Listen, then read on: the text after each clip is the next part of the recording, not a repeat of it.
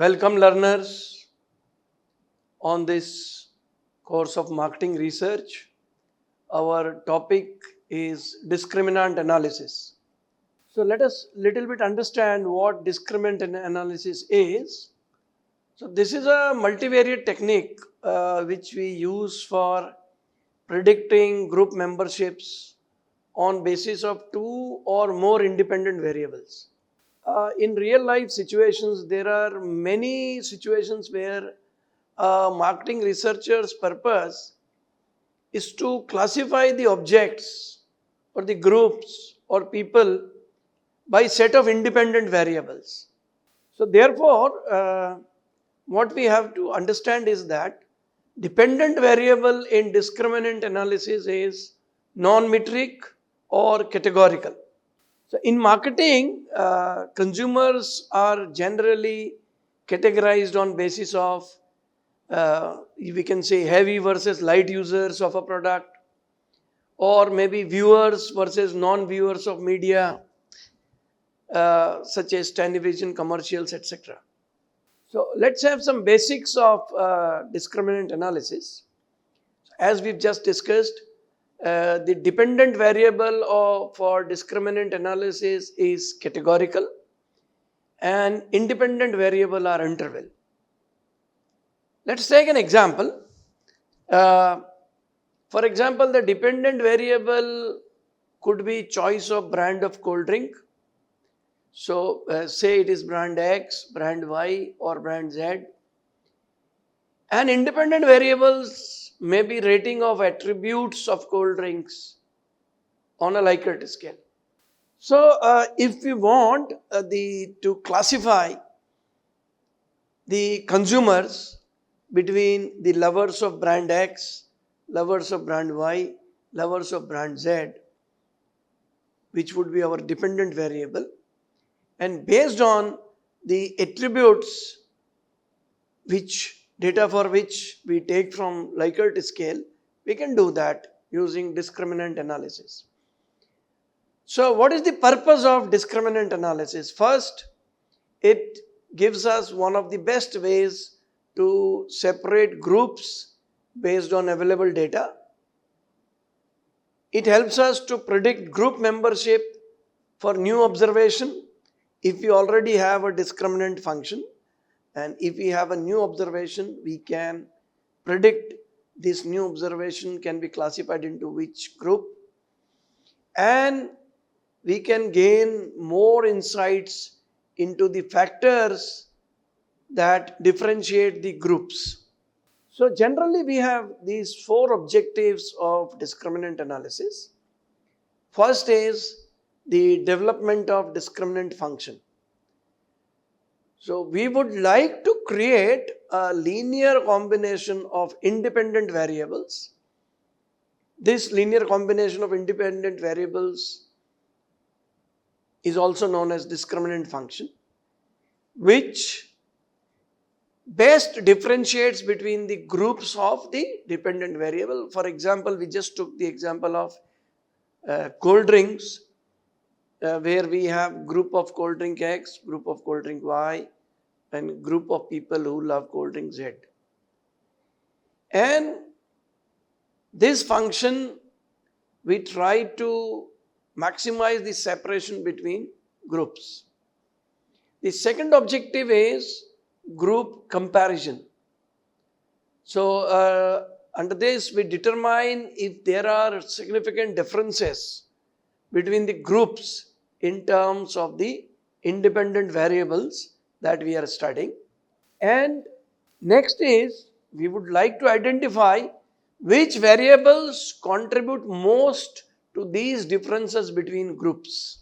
Third objective is classification, where we try to classify any new observation to one of the predefined groups that we have already defined based on their values of the independent variable. And we would like to evaluate the accuracy of the classification model which we have generated using the data.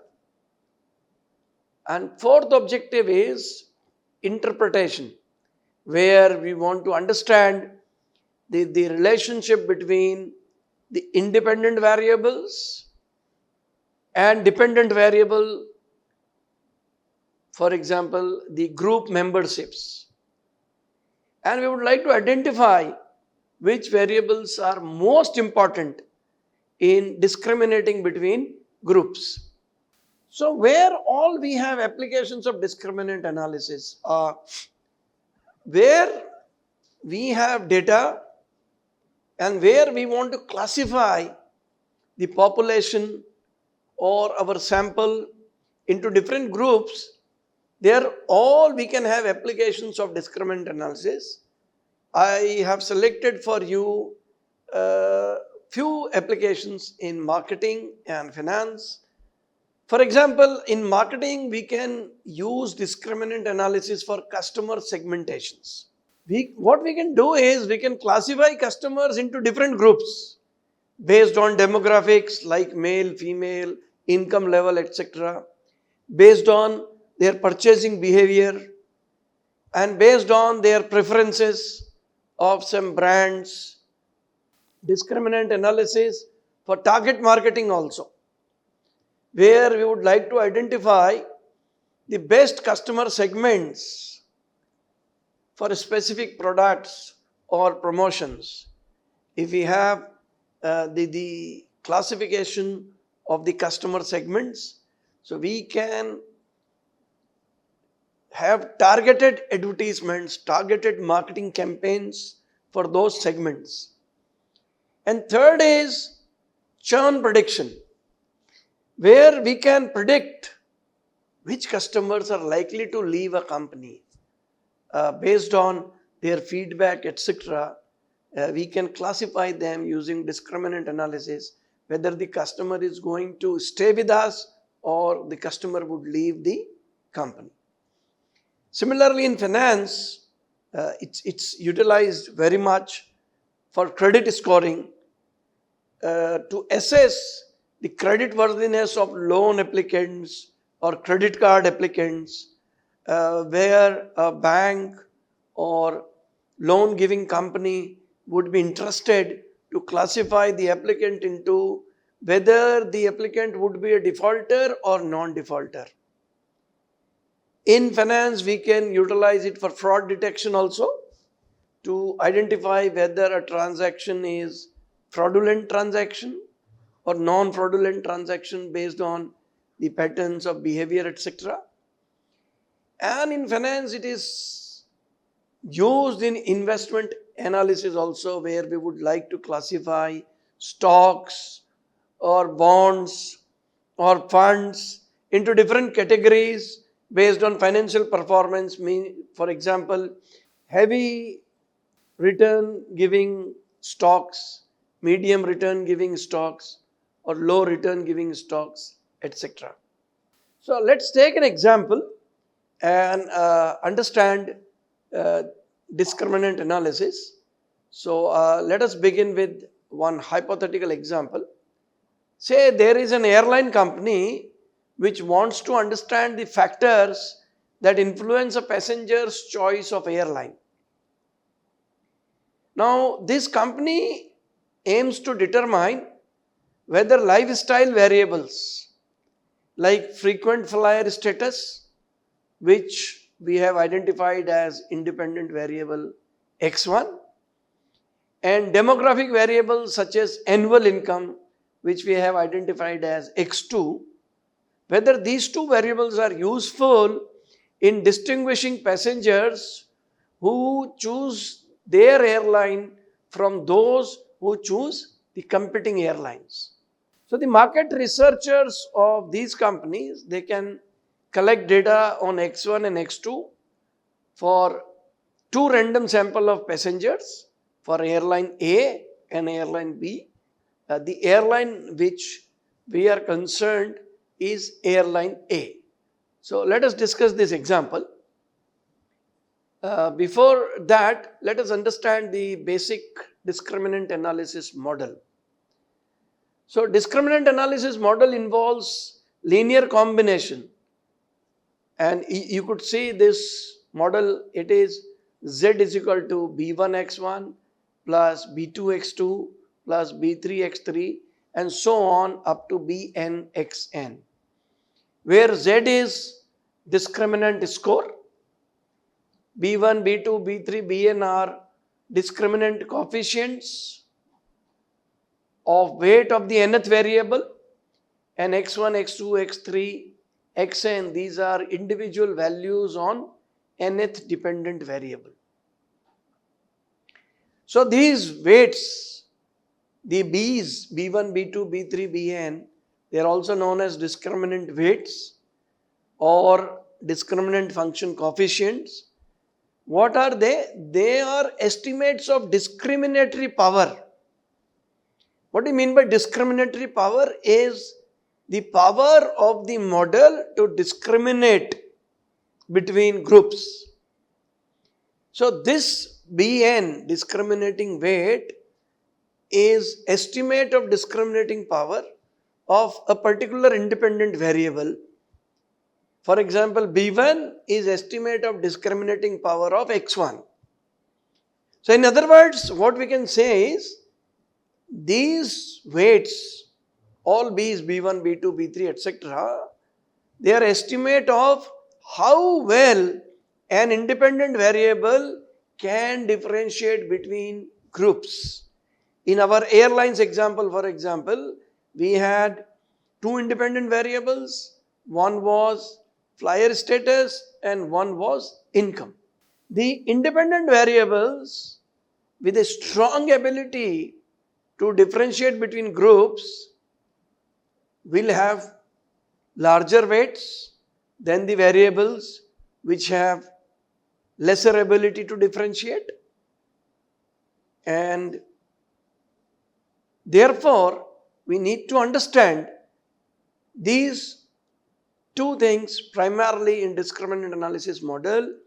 One is the b's, which we call as discriminant coefficient or discriminant weights, and one as the variables which are x1, x2, x3, which helps us, these two helps us together to estimate the discriminatory power of the model.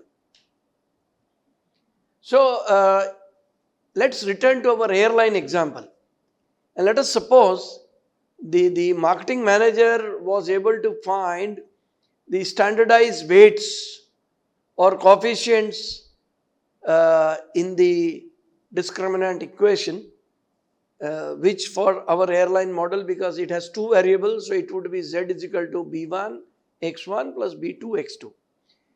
So the manager found the value of b1 as 0.31 and value of b2 as 0.39. You would be thinking where, how will we be able to find out these values? So there are numerous statistical softwares where we have the discriminant analysis function available. We can utilize SPSS, SAS, Minitab, R, etc. to get the values of B1 and B2. So what we can see from this result is that annual income, which is variable x2, is more important variable in discriminating between those who are selecting airline A and those who are selecting airline B, right? Because its coefficient is 0.39. While the second one, which is x1, frequent flyer status, which has a coefficient of 0.31, this also represents a variable with good discriminatory power. But between x1 and x2, x2 is more important than x1 as far as discriminating power is concerned. Next thing we would like to understand in discriminant analysis is classification metrics, which at times we also call as prediction metrics.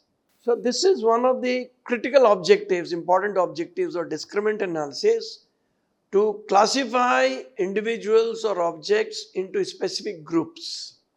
In our recent example of airlines, our aim was to accurately categorize passengers as either airline A customers or airline B customers. Therefore, to assess the predictive power of the estimated discriminant function, what we could do is we could employ a classification matrix. So when we employed this, we got this result. Now if you could see this matrix, on left hand side you could see actual group, customer, non-customer. At the top you could see predicted group, customer, non-customer. And there are total 110 customers. You could see the last column, and total 122 non-customers. Out of 110 customers, 108 actual customers are predicted as customers by our model, while 18 actual customers are predicted as non-customers by our model. And then you can see out of 122 actually non-customers, 28 are predicted as customers, and out of 122 actually non-customers, 109 are predicted as non-customers, which is correct prediction, right? So the total sample size was 262, and you could see at the bottom of the table, overall prediction accuracy is written, which is 82.4%, which is a very good prediction accuracy. This is also at times known as hit ratio. You could see we have added diagonally 108 plus 109, that is 216 divided by 262. So let us interpret it little better. So when we interpret classification matrix, the interpretation of classification matrix is done through discriminant weights, and this interpretation is almost similar to interpreting coefficients in multiple regression. So this value of coefficient, which is assigned to a particular predictor or independent variable, it is influenced by definitely the presence of other predictors within the discriminant functions. And while we can have positive sign or negative sign of the coefficients, but these signs are arbitrary, but they reveal how the variable and its value, they impact the overall function score, and consequently the group assignment to individuals, right? So the predictors or independent variables which have larger coefficient, they contribute more significantly to the discriminant function and its ability to differentiate between groups, rather than those who have smaller coefficients. So let us see our classification matrix once again. So this classification matrix, if you could see, it is revealing that our discriminant function is able to accurately categorize 85.6% of actual airline A customers as. So we could see this classification matrix for customers and non-customers in our airline example. What we could see is on left hand side, the actual group, customer, non-customer is given. On top, predicted group, customer, non-customer is given. So we total 126 customers, 137 non-customers. And the total sample size is 263. And you could see at the bottom, overall prediction accuracy 82.5% is given, which is also known as hit ratio. And this is calculated adding diagonally rightly identified customers and non-customers in this example. 108 plus 109, that is 217 divided by 263. So let us interpret this classification matrix. Now what we could see is this classification matrix is revealing that the discriminant function is able to accurately classify 85.7% of actual airline A customers. You could see out of 126 actual customers, our model is able to classify them as customers. The number is 108.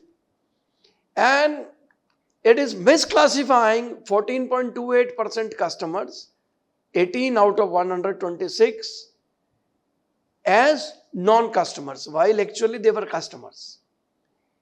And when we go to non-customers, we could see this model is able to correctly identify 79.5% non-customers as non-customers, but it is incorrectly classifying 20.4% non-customers as airline A customers.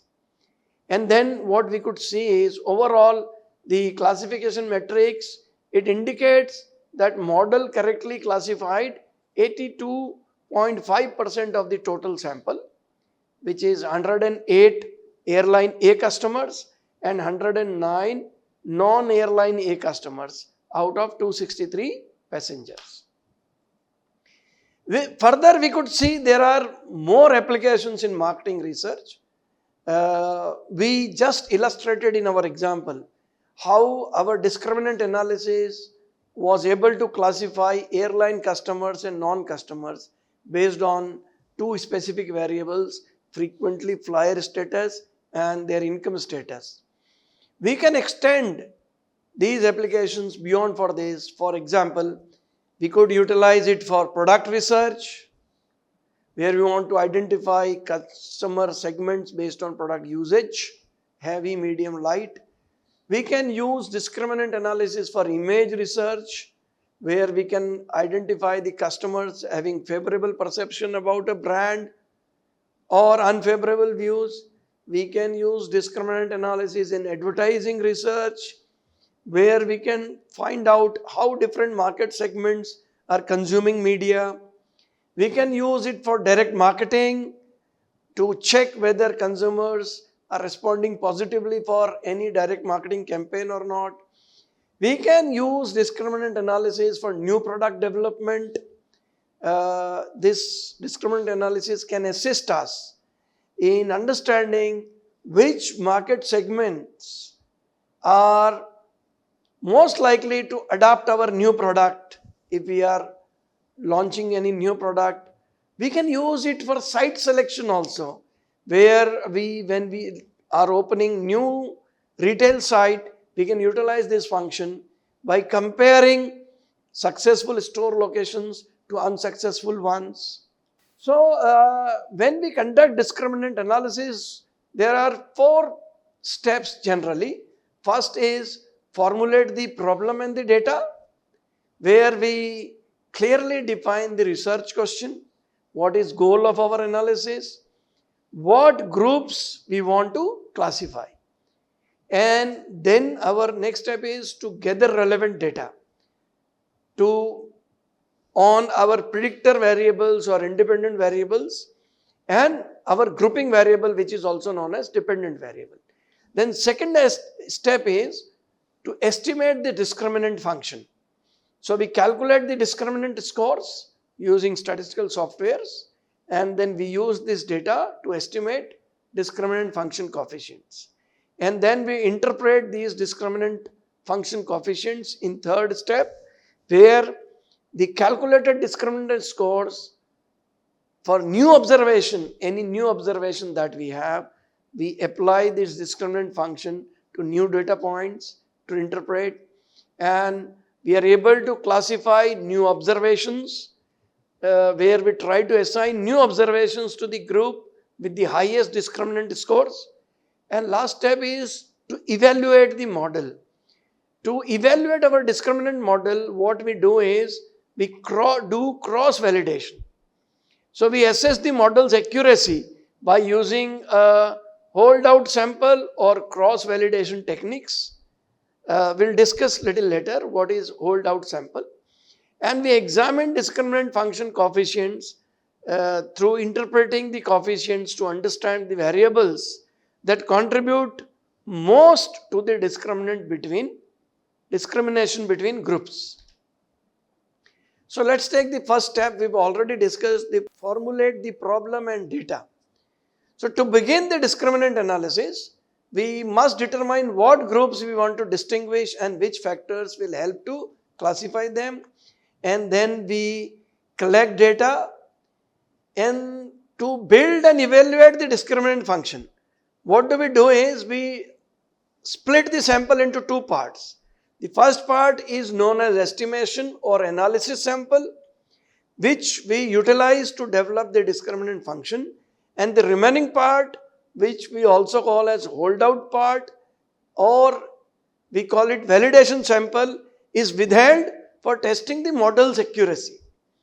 For what we do is, for larger data sets, we do double cross validation, and where we split the data into two halves. One half is used to develop the discriminant function, while other half is used for validation.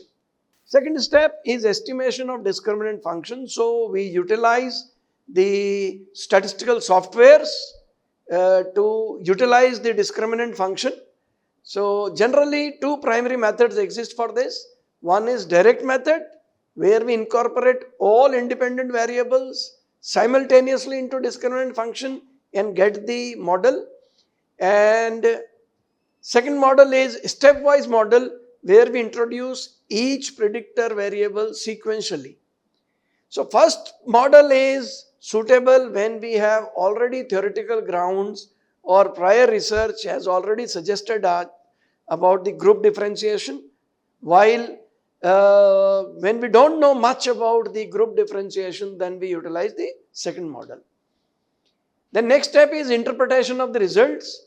So where we interpret the discriminant weights or coefficients, as we just did in our airlines example, and we check the relative importance of predictors, which can be assessed by examining the structure, correlation, etc., which is also known as canonical loadings or discriminant loadings.